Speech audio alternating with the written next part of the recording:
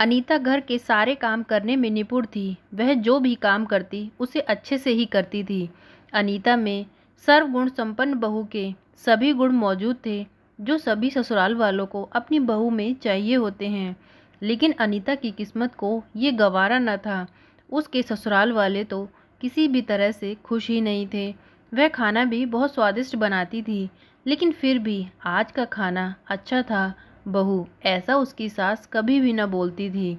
सासू माँ कभी भी अपनी बहू के किसी भी काम से खुश न होती, ना ही कभी खुश होकर उसकी कोई तारीफ करती।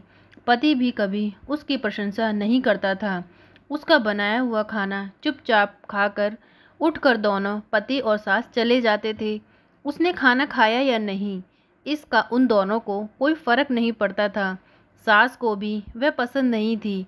उसके हाथों से जरा सी भी भूल हो गई तो सास तुरंत गुस्सा करती थी, पर आज किसी भी अच्छे काम के लिए उसे कभी भी शाबाशी न देती थी। उससे भी बुरी बात तो ये थी कि उसके पति और उसके बीच कभी ज़्यादा बातचीत भी नहीं होती थी और उन्होंने हमेशा से ये चुप्पी बनाए रखी थी। वह उस पर कभी ज़्यादा ध्यान नहीं देता था। परदेश में पढ़ाई करने गया हुआ छोटा देवर मात्र समय समय पर अनीता को फ़ोन करता था, पूछता था, भाभी आप कैसी हो। उसका फ़ोन आने पर अनीता बहुत खुश होती थी। शायद अपनी ससुराल पक्ष में सिर्फ उसका देवर ही था जो शायद उसे थोड़ा बहुत समझता था। अनीता भी उससे बात करके खुश हो जाती थी। अपना मन हल्का करने का एक यही तरीका था कि वह अपने देवर से फ़ोन पर हंसी खुशी बात कर लेती थी। कुछ ही दिनों में देवर की पढ़ाई खत्म हो गई और वह घर आया। थोड़े समय के भीतर उसे एक अच्छी नौकरी भी मिल गई। अनीता को बहुत खुशी हुई कि देवर की नौकरी लग गई। नौकरी लग जाने के बाद उसकी सास अपने बेटे की शादी के लिए बातचीत करने लगी, पर देवर को भी एक लड़की पसंद न आती थी। इसने ही बोला होगा। उसे मना करने को सोचकर सास अनीता को ही दोष दे रही थी। अनीता को चिंतित देखकर देवर ने अपनी माँ से कहा, मैं एक लड़की से बहुत प्यार करता हूँ और मैं उसी से शादी करूँगा। उसने ज़िद की। देवर जी, ये बात आपको पहले बतानी चाहिए थी ना। अनीता ने ये बात अपने पति के कान में डाली। इस बात पर थोड़ी सी किटपिट की, लेकिन लड़की देखकर वह भी तैयार हो गया।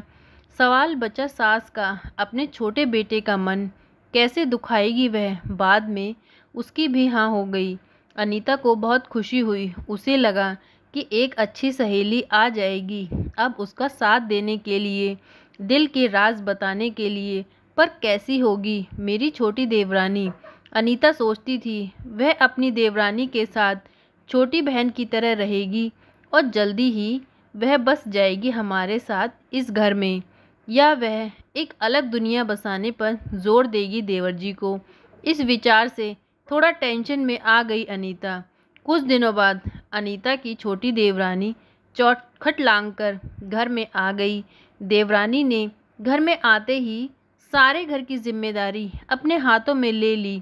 अब सास ने छोटी बहू की ज़्यादा ही तारीफ करना शुरू कर दिया। उसे माँ जैसा प्यार करने लगी। ये देखकर अनीता की आंखों में आंसू आ जाते हैं। वो सोचती, मैं भी तो यही काम करती थी, फिर भी मेरे साथ ऐसा बर्ताव क्यों। अब थोड़े दिनों बाद छोटी देवरानी पूरे घर पर राज करेगी और फिर मेरी जगह वहाँ कोने में होगी। अपने ही विचारों में खो गई अनीता। अनीता के भाव समझने पर छोटी देवरानी अनीता के हाथ अपने हाथों में लेकर बोली, दीदी मुझे सब पता है, मुझे अपनी छोटी बहन समझिए। देखना बहुत जल्दी ही सब कुछ ठीक हो जाएगा। छोटी देवरानी ने पूरे घर की जिम्मेदारी तो ले ली, लेकिन कामों में कुछ ना कुछ बार बार भूल करती थी। फिर देवरानी नीता के पास जाती और मदद मांगती थी। ऐसा रोज ही होने लगा। ये देखकर सास लेकिन गुस्सा हुई। मेरे रहते हुए छोटी बहू बड़ी बहू को क्यों पूछती रहती है। फिर सास भी रसोई में जाकर चार काम करने शुरू कर देती। धीरे धीरे वे छोटी बहू के साथ साथ अनजाने में बड़ी बहू से भी प्यार से बर्ताव करने लगी। प्यार से बोलने लगी, नए पदार्थ दोनों को सिखाने लगी, भूल समझकर समझाने लगी। अब सास और दोनों बहुओं में अच्छी दोस्ती होने लगी। इस वजह से बड़ी बहू का स्वभाव भी अच्छा होने लगा। उसके स्वभाव में खुलापन आ गया। सास भी दोनों के साथ कभी शॉपिंग तो कभी फिल्म देखने जाने लगी। वो अपनी दोनों बहुओं को समान प्यार करने लगी थी। इस वजह से घर का माहौल हंसता खेलता हो गया। इसके अलावा अपने भाई और उसकी पत्नी की बॉन्डिंग देखकर नीता का पति भी उसके साथ अच्छा व्यवहार करने लगा। ये देखकर छोटी बहू खुश हुई। दीदी, घर पर पहले आपका ही हक है, ऐसा बोलकर छोटी बहू ने पूरे घर की जिम्मेदारी अपनी जेठानी को दे दी। साल भर में अनीता के देवर को अच्छे वेतन और बड़ी पोस्ट पर स्थानांतरित कर दिया गया। अब छोटी देवरानी को भी अपने पति के साथ परदेश चली जाएगी और मैं फिर से अकेली रह जाऊंगी। इतना ही नहीं, इतने सालों बाद सास का जो व्यवहार बदला गया है वह फिर से वही हो गया। तो इस विचार से अनीता डर गई। देवरानी को अनीता की इतनी आदत हो गई थी कि उसके बिना घर काटने को दौड़ता था। देवरानी के आ जाने से घर का माहौल बदल गया था। वह थी ही ऐसी खुश मिजाज और ऊर्जावान, जैसा कि नाम से पता चलता है। यहाँ देवरानी की हालत भी कुछ अलग नहीं थी। उसे दुख हुआ कि यदि यहाँ रहना पड़ा तो उसे अपने पति से दूर रहना पड़ेगा। अनीता के देवर के जाने की गड़बड़ और देवरानी मात्र टेंस होने के कारण अनीता सोच में पड़ गई। अंत में उसने देवरानी को पूछा तो देवरानी ने जवाब दिया, दीदी, मैं यहाँ सारा दिन नए स्थान पर अकेली रहूँगी। उससे अच्छा है कि मैं यहीं रहूँ। आपके देवर को बोला है मैंने, शनिवार और रविवार की छुट्टियों में आप यहीं आ जाया करेंगे और मैं भी उनके साथ चली जाया करूँगी बीच बीच में थोड़े बदलाव के लिए। उस पर वह बोलती है कि 6 महीनों में वापस यहीं बदली कर लूँगा मैं। देवर की ये बात सुनकर अनीता और उसकी देवरानी दोनों ही बहुत खुश हो जाती हैं। अपनी आंखों से आंसू पोंछते हुए नीता बोली, छोटी, ये दिन वापस नहीं आने वाले। जाओ तुम अपने पति के साथ, उनके साथ भी तो कोई होना चाहिए ना। दीदी, आपने मुझे बड़ी बहन का प्यार दिया, वैसे ही भैया के रूप में एक बड़ा भाई मिला। ये भरा हुआ संसार छोड़कर मैं कैसे जाऊं? वहाँ अकेली का मन नहीं लगेगा। आखिर अनीता और उसकी देवरानी दोनों को ही पता नहीं चला कि आखिर उन दोनों में बहनों जैसा प्यार कब और कैसे हो गया, जबकि ज़्यादातर अक्सर देवरानी और जेठानियों को लड़ते झगड़ते ही देखा जाता है। लेकिन यहाँ तो कभी देवरानी को अनीता में हमेशा अपनी बड़ी बहन ही नज़र आई। उसने कभी उस जेठानी के रूप में देखा ही नहीं।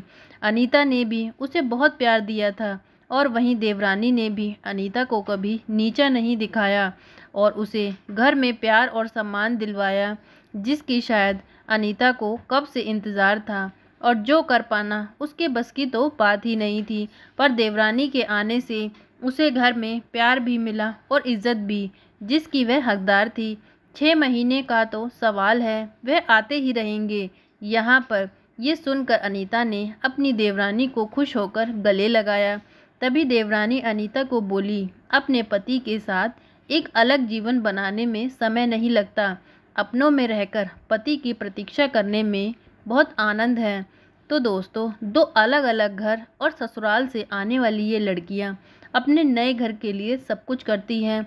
पता ही नहीं चलता कि कब एक दूसरे की आदत हो जाती है। सच में देवरानी और जेठानी का रिश्ता बहनों से कम नहीं होता। तो दोस्तों, इतनी सी थी ये कहानी। आज की कहानी आपको कैसी लगी प्लीज़ कमेंट करके बताएं। प्लीज़ वीडियो को लाइक करें, चैनल को सब्सक्राइब करें। Thank you.